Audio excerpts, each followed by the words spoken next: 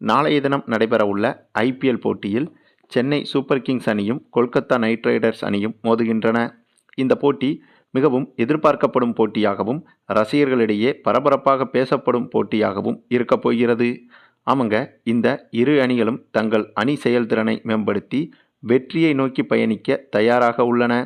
இந்த வேளையில் இந்த இரு அணி கேப்டன்கள் ருத்ராஜ் கெய்க்வாட் மற்றும் அஞ்சிகா ரஹானே ஆகியோரின் ஜாதக அடிப்படையிலான நிலைமைகளை எடுத்துக்கொண்டு இந்த போட்டி நடைபெறும் நாளோடு இந்த இந்த இரு அணிகளுக்கான வெற்றி தோல்விகளின் சதவீதத்தை பார்த்தோமானால், ருத்ராஜ் கெய்க்வாட் கும்ப ராசியில் பிறந்தவர். இவரது ராசிக்கு அதிபதி சனிதான். தற்போது சனி தனது சொந்த வீடான கும்பத்தில்தான் சஞ்சரிக்கிறார். இது ருத்ராஜுக்கு ஒரு மிகப்பெரிய ஆதாயமான சமயம். சனி தன்னை ஆதரிக்கும் இடத்தில் இருப்பது நிச்சயமாக இவர் எடுத்துக்கொள்ளும் முடிவுகள் மற்றும் இவரின் தலைமைத்துவத்தில் ஒருவித உறுதிப்பாடு ஏற்படும் என்பதை காட்டுகிறது. மேலும் சந்திரன் மேசராசியில் சஞ்சரிப்பது இவரின் 3ஆம் இடமாக அமைகிறது. அதாவது செயல்பாடுகளுக்கான வீடு என்பதுதான் இதன் பொருள். இது தைரியம், துணிச்சல், முயற்சி மற்றும் வெற்றி பெறும் வாய்ப்பை உருவாக்கும்.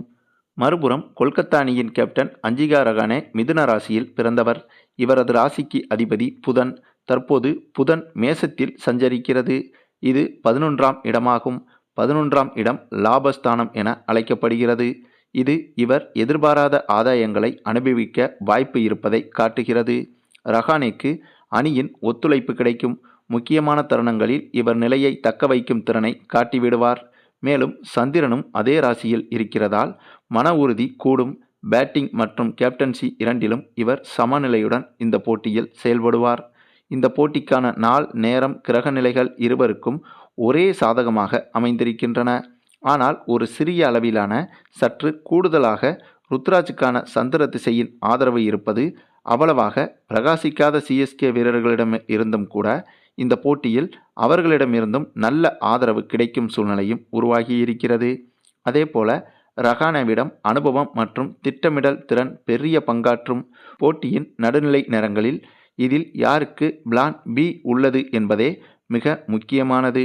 இங்கு ரஹானே தனது அனுபவத்தால் குழுவை வெற்றி கொண்டு செல்லும் வாய்ப்பும் உள்ளது.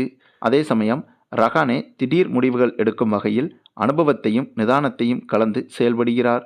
இதில் இருவருக்கும் வெற்றி வாய்ப்பு என்பது சமமாக இருக்கிறது என்றே கூறலாம்.